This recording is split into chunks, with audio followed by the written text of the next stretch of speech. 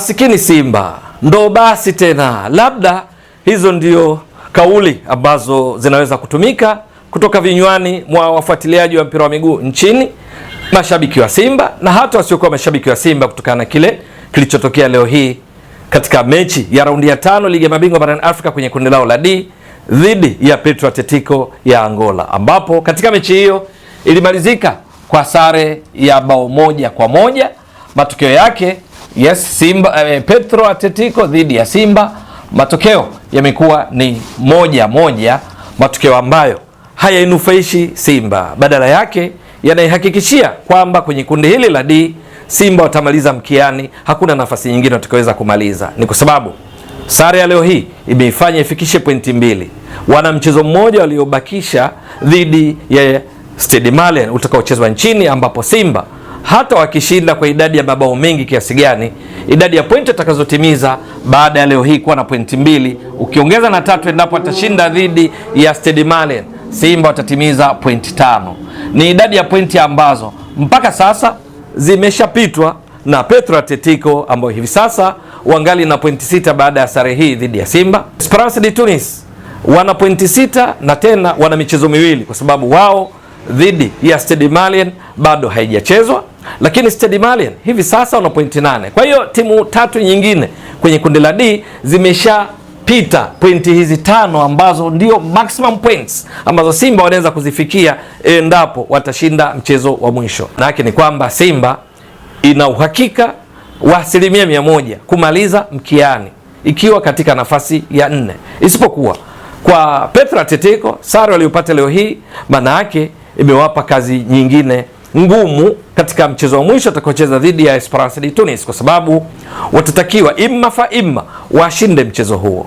Wakishinda watatimiza pointi 9 na hivyo kuweka hai matumaini yao ya kusonga mbele kwa hatua ya robo fainali. Lakini wakipata matokeo tofauti na hayo, na wao safari yao itakuwa imeishia hapa katika ligi ya mabingwa barani Afrika kwa msimu huu, maana zitakazokwenda robo fainali ni Stade Malien na Esperance de Tunis, endapo Stade Malien itapata matokeo mazuri dhidi ya Esperance de Tunis katika mchezo wao, kwa maana wakipata sare watatimiza pointi 9 au wakishinda Stade Malien. Wakifanya hivyo, Stade Malien watakuwa tayari wameshajihakikishia robo fainali hata kabla mchezo wa mwisho dhidi ya Simba, kwa sababu wakitimiza pointi 9 kwa kutoa sare dhidi ya Esperance de Tunis, maana yake hata kama Petro watashinda mechi ya mwisho dhidi ya Esperance de Tunis, wao watatimiza pointi 9.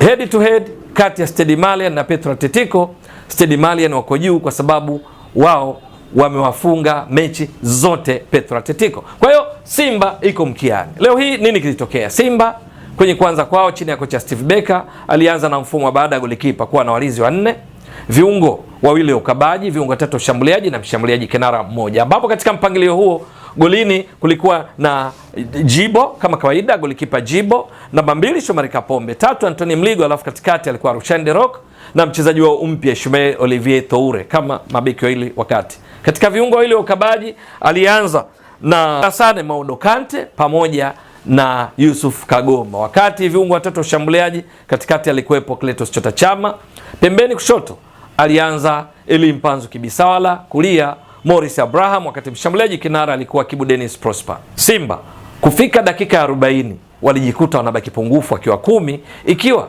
tayari wako nyuma kwa bao lilofungwa dakika ya 13 na Pedro Pinto kutokana na mpira wa kutenga ambao walishindwa kucheza Simba. Matokeo yake akafunga kwa kichwa Pedro Pinto na kufanya wenyeji Petro waongozi kwa bao 1-0, mpaka wakati Kapombe akitolewa kwa kadi ya pili ya njano kumfanya apate kadi nyekundu.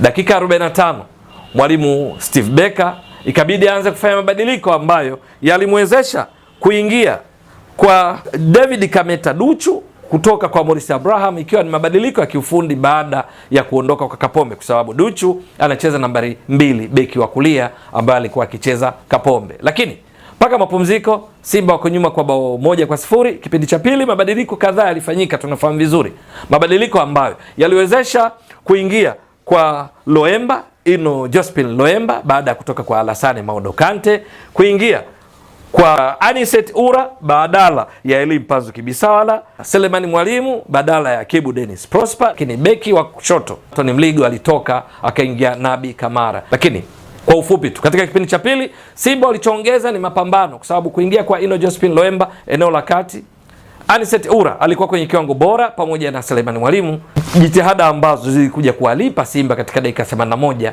wakati shuti pekee la kulenga shabaha lililopiga Simba katika mchezo wa leo lilipopigwa na Anicet Ura, ikiwa ni baada ya Ino Josephine Loemba eneo la kati kufanya vizuri katika kupigania mpira, lakini namna walivyopasiana Selemani Mwalimu, Anicet Ura, mwisho wa siku Anicet Ura akaweka mpira wavuni kutokana na pasi ya Selemani Mwalimu. Matokeo yake mpaka mwisho wa mchezo Simba wakiwa na sare ya bao 1-1, wakifurahia kwa sababu kinyume chake ilikuwa wanaonekana kwenda kupoteza mchezo huu ambao walizidiwa katika maeneo mengi, umiliki wa mpira, na hasa baada ya kutoka kwa Shomari Kapombe kwa kadi nyekundu. Mafuriko yalikuwa mengi kuelekea langoni kwao.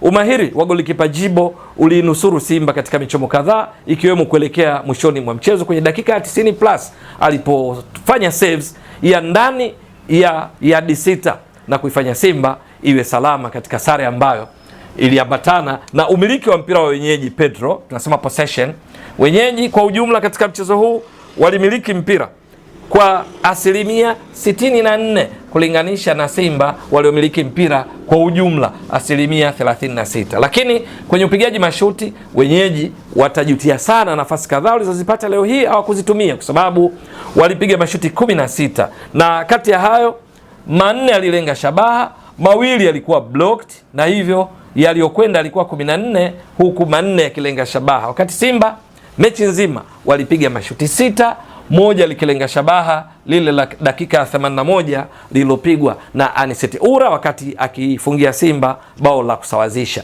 Ni katika mechi ambayo mwisho wa siku Simba wakapata sare ya 1-1 iliyostahili kutokana na jitihada walizofanya kipindi cha pili, lakini Petro Atletico watajilaumu sana kwa sababu walipata nafasi nyingi, na hasa baada ya mizania kuelemea kwa Simba kutokana na idadi ndogo, kuzidiwa kwa idadi, kwa maana wachezaji 11 dhidi ya 10 uwanjani, wachezaji 10 dhidi ya 9. Mwisho wa siku 1-1, Simba wako katika nafasi ya 4 bado, lakini Petro Atletico wamefikisha pointi 6 sawa na Esperance de Tunis, vinara wakiwa Stade Malien, na Esperance de Tunis bado na michezo miwili, wakati Simba na Petro tayari wamemaliza raundi ya 5, na hivyo wana mechi 1 ilizobaki katika siku ya mwisho kutimiza raundi 6 za hatua ya makundi, ili kujua haswa nani wawili wanakwenda robo finali. Inategemea matokeo yao katika mechi zilizobaki, Petro akiwa na mechi 1, Esperance de Tunis wakiwa na michezo 2, kama ilivyo kwa Stade Malien nayo ina michezo 2, lakini inaongoza ikiwa na pointi hizo